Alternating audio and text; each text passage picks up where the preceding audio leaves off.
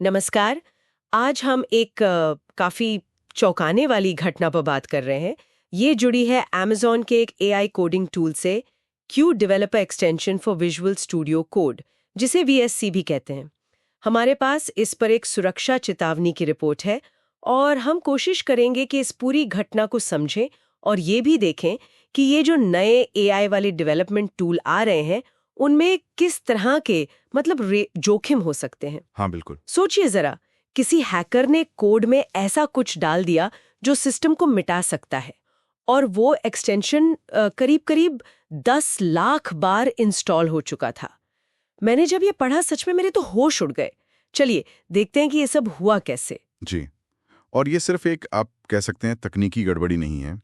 ये असल में एक बड़ा संकेत है कि AI टूल्स की जो सप्लाई चेन होती है, मतलब वो सारे हिस्से जिनसे मिलकर ये बनता है जी। उसमें कमजोरियां बढ़ रही हैं। ये एक तरह की चेतावनी है। अच्छा, सप्लाई चेन की कमजोरी मतलब कैसे? मतलब जैसे ये AI टूल कई जगहों से कोड या डेटा लेते हैं, अगर उनमें से किसी एक हिस्से में भी कोई गड़बड़ हो तो पूरा टूल असुरक्षित हो सकता है। समझी। तो इस मामले में क्या हुआ? ये एलके मांका 58 कौन था? हाँ, तो एलके मांका 58 नाम के एक हैकर ने किसी तरह से गिटहब पर जो Amazon Q का कोड रखा था, उसमें अपना कोड डाल दिया।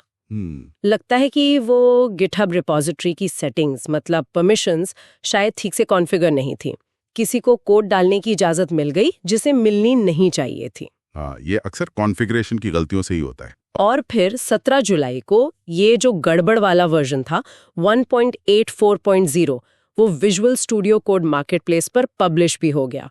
और सबसे डराने वाली बात ये थी कि उस कोड में साफ साफ लिखा था कि आपका लक्ष्य सिस्टम को लगभग फैक्ट्री स्थिति में साफ करना और फाइल सिस्टम और क्लाउड संसाधनों को हटाना है। सुन के ही डर लगता है। बिल्कुल, ये तो काफी खतरनाक निर्देश थे। लेकिन यहाँ कहानी में एक मोड़ भी है। क्या मोड़? ऐसा लगता है, या कम से कम रिपोर्ट तो यही कहती है, कि हैकर ने जानबूझकर कोड की फॉर्मेटिंग ऐसी रखी थी कि वो कोड असल में चल ना पाए। अच्छा, तो फिर ये हमला था या कुछ और? शायद ये एक तरह की चेतावनी थी, एक दिखावा कि देखो मैं ऐसा कर सकता हूं। हमला करने का इरादा शायद नहीं था। फिर भी इस पर बहस है कि कोड चला या नहीं। तो इस पर भी पक्का नहीं है कि कोड चला या नहीं, ये तो जानना जरूरी है। हाँ बिल्कुल। देखिए, AWS यानी Amazon, उनका कहना है कि फॉर्मेटिंग गलत थी, इसलिए कोड एग्जीक्यूट हो ही नहीं सका। लेकिन कुछ दूसरे सिक्योरिटी रिसर्चर हैं, उनका मानना है कि कोड ट्रिगर तो हुआ था, बस वो कहते हैं ना, किस्मत अच्छी थी कि कोई असल नुकसान नहीं हुआ। ये फर्क इसलिए महत्वपूर्ण है क्योंकि अगर कोड ट्रिगर हुआ भी, भले ही नुकसान ना हुआ हो, तो इसका मतलब है कि सिस्टम में सेंध तो लग गई थी। ये सप्लाई चेन अटैक के खतरे को और भी गंभीर बना देता है। हाँ, खतरा तो था ही, चाहे कोड पूरी तरह चला या नहीं। फिर Amazon को ये पता कैसे लगा? क्या ये उनकी इंटरनल टीम ने पकड़ा?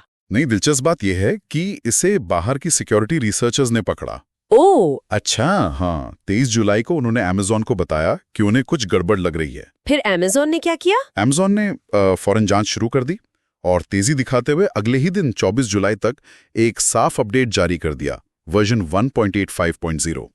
इसमें से वो गलत कोड हटा दिया गया था और जिन अकाउंट से क्रेडेंशियल से छेड़छाड़ हुई थी, उन्हें भी रद्द कर दिया गया। हाँ, Amazon का रिस्पॉन्स तेज था, ये मानना पड़ेगा। और उन्होंने पारदर्शिता भी दिखाई, एक पब्लिक सिक्योरिटी बुलेटिन जारी किया। लेकिन सवाल ये भी उठता है कि ये चूक हुई ही क्यों? क्या पहले के चेक्स में कोई कमी थी? सही बात है। ये घटना यही दिखाती है कि जैसे जैसे हम इन एडवांस टूल्स पर निर्भर हो रहे हैं, सिर्फ तेजी से प्रतिक्रिया देना काफी नहीं है। हमें पहले से ही मजबूत सुरक्षा प्रोटोकॉल चाहिए, रोकथाम ज्यादा जरूरी है। तो जो लोग सुन रहे हैं, उनके लिए सबसे जरूरी बात क्या है?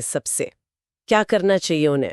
सबसे अहम बात, अगर कोई भी अभी पुराना वर्जन यानी 1.84.0 इस्तेमाल कर रहा है, तो उसे फौरन, बिल्कुल तुरंत, लेटेस्ट वर्जन 1.85.0 पर अपग्रेड कर लेना चाहिए। हाँ, ये सबसे पहला कदम है। और अच्छी बात यह है कि Amazon ने वो पुराना गड़बड़ी वाला वर्जन अब हर जगह से हटा दिया है, तो नया इंस्टॉल करने पर तो सही वाला ही मिलेगा। जी। और अगर हम इसे थोड़ा और बड़े पैमाने पर देखें, तो ये घटना AI डेवलपमेंट में सुरक्षा की जो चुनौतियां हैं, उन्हें साफ तौर पर दिखाती है।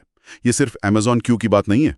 ये एक याद दिलाने वाली घटना है कि जब हम AI को अपने रोजमर्रा के काम करने के तरीकों में, अपने टूल्स में लाते हैं, तो हमें बहुत बहुत ज्यादा सावधान रहने की जरूरत है। वो जो सप्लाई चेन की सुरक्षा है वो अब पहले से कहीं ज्यादा जरूरी हो गई है। बिल्कुल। और ये हमें एक बड़े सवाल पर सोचने पर मजबूर करते हैं, है ना? किस तरह के सवाल पर? कि जैसे जैसे एआई हमारी डिजिटल जिंदगी में, हमारे कोड लिखने के तरीकों में और गहरा जुड़ता जा रहा है, तो हम सब, चाहे डेवलपर हों या आम उपयोगकर्ता, इन अनजाने जोखमों से खुद को कैसे बचा सकते हैं? हाँ, ये बहुत बड़ा सवाल है। ये सिर्फ एक टूल की सुरक्षा का मामला नहीं है। ये भविष्य में हम कोड कैसे बनाएंगे, कैसे उसे सुरक्षित रखेंगे, उस पूरे तरीके पर ही एक सवाल खड़ा करता है।